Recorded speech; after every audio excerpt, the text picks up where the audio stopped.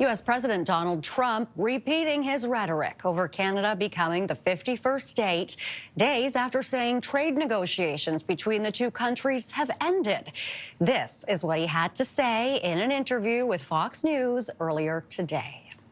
Canada is a very tough country to deal with, I will say that. But you and I love Canada. You have USMCA in place. I know, but You'll have to deal with it. USMCA is no good if they cheat. What does that mean? Well, there's been things going on that we don't like, and things going on where they took advantage. And hopefully we'll be fine with Canada. I love Canada.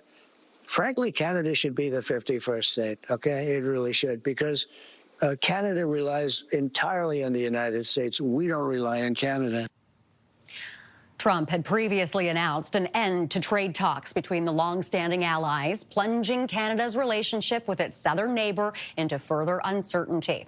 But Canadian officials tell CTV News work is underway behind the scenes to address a rather complicated situation in the hopes that talks can resume between Ottawa and Washington. Let's bring in CTV News political analyst and former NDP leader Tom Mulcair. Tom, good to see you. Good to be with you, Renee. Now, the president once again bringing up this 51st state talk after ending trade negotiations with Canada. And Tom, every time this happens with this 51st state rhetoric, my anxiety starts to go up, and I feel like I'm not the only one. Is there anything you can tell us to reassure us at this stage of the game, Tom? I think that I'll take the beginning of your question, which began with a sigh, and I think it's a sigh shared by tens of millions of Canadians. And the last part of your question, is there anything to be done? Let's start with that. Canadians are a little bit tired of the game that Donald Trump has been playing about the 51st state. Whatever goes through his mind, he's unfiltered. He'll just say it. He wants to take over Greenland. You know, he wants to make a country that's bigger than the United States, a single state, because he thinks that that would be a good thing for us. So he's trying to help us. It's of course, malarkey. It's pure Trump. It's the way he negotiates. He throws live munitions at something, and he hopes that something in his favor will come of it. With regard to the current trade situation, he signaled two things at the end of the week. He talked about the supply management system, how unfair it was to American dairy farmers, but that's exactly the deal he signed in the U.S.-Mexico-Canada trade deal.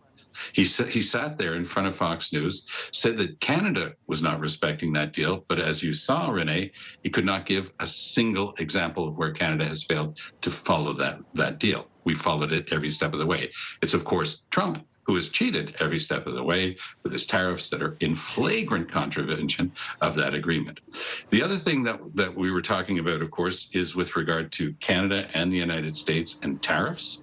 And again, Trump is saying that the problem is that he can't deal with us. He's just going to walk away from the current deal because of, wait for it, a tax on digital services. Now, that tax on digital services is identical to what a lot of European countries have done, and it's on the table. And in fact, I think it's so much on the bargaining table right now that Canada has probably already pushed it to the middle and saying, you can have it, because it is not the type of deal breaker that the supply management system would do. Canada just enacted legislation saying that in any trade deal, you have to protect supply management. Just so people follow that, it's what gives Canadian farmers poultry, eggs, and especially dairy, gives them the ability to own their farms, to earn a decent living. It helps control prices for consumers. It's a good system. Now, it goes against economic theory of right-wing economists, but it actually works. So why replace it with something that is unfair? Trump is all about helping the rich and making life difficult for everybody else in the whole chain in the United States. His tariffs are going to be paid as a tax on increased costs, on everything from a new washing machine to a pickup truck, by American consumers. These are not the rich people in the United States. Trump is doing that because he wants money to fall into the U.S. Treasury to help pay for tax decreases for the richest Americans. That's what his game plan is. But it's not going to work because the United States is, for all intents and purposes, insolvent.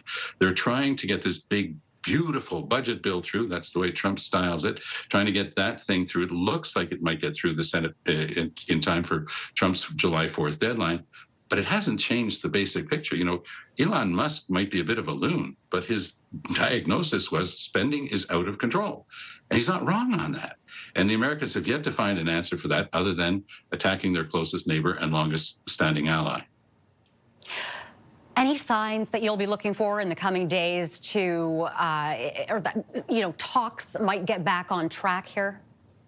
Well, I mean, you feel like, you're in university trying to parse a text. We're almost down to the place where we interpret the silences of Mélanie Joly and especially Prime Minister Carney, because Carney has been keeping his powder dry in all these explosions and these eruptions of Trump. He tries to keep focused, which is extremely difficult to do. It's like dealing with an unruly child. But he knows that there is a deal in sight, that there are things in any negotiation. You have to give some stuff up and you get the stuff that you want at the end.